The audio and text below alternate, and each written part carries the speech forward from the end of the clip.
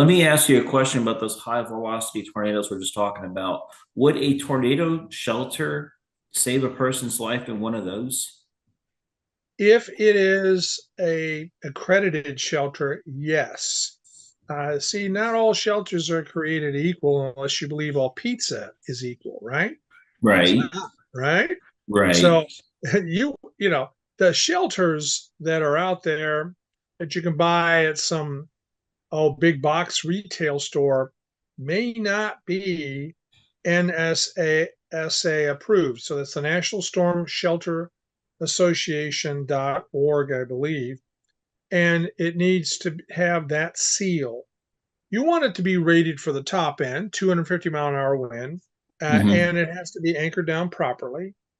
And there are many tornado shelter companies out there, especially in central Oklahoma, because there's been so many I think tornadoes. Oz Safer is one of the ones that I Yeah, remember when I was living back there for exactly. a bit.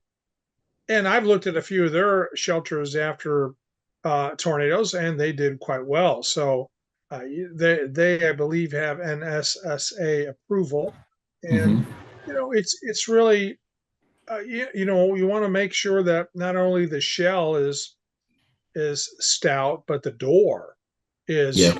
stout, and that means beefy hinges and a frame and the locks have all got to be substantial, and you don't want to skimp on those because we looked at a shelter that looked fine, but the door failed in Mayflower, Arkansas, and it turns out the guy substituted a cheaper door rather than paying a lot of money for a metal door, a solid metal door. He went ahead and had a hollow one, and unfortunately, a piece of plywood came into the door and folded it like a taco, and his wife was standing on the other side of the door and was killed. So it was really terrible to see that. It was one of the first deaths in a shelter that I have seen, uh, and it was not a pretty sight. So it's like, Yeah. don't skip on the door. The door is very important.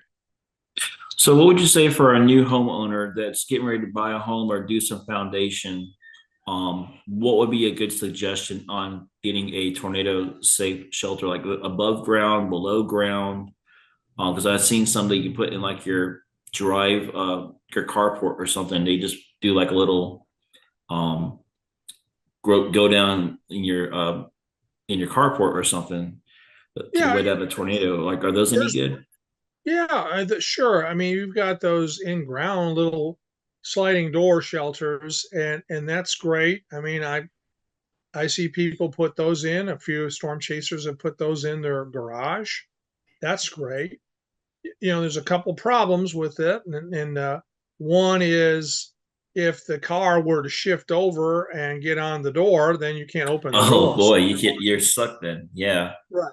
Another thing is if there's water heaters in your garage and it leaks, it could flood the shelter and you drown. So it's like there's a couple of negative things about that. And our town that I live in requires that you have the fire department notified ahead of time that you're going to have a shelter so they know to come look for you afterwards.